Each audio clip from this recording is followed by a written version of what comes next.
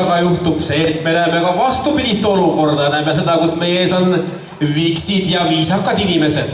Ja selliseid inimesi on Toila vallas hästi palju, nii nagu täna siit näha on. Meile kõlab laul lastest ja see tuleb muusikalist Oliver Twist. Laulavad meile meie päikesekillukesed ja need mõlemad kolleegid.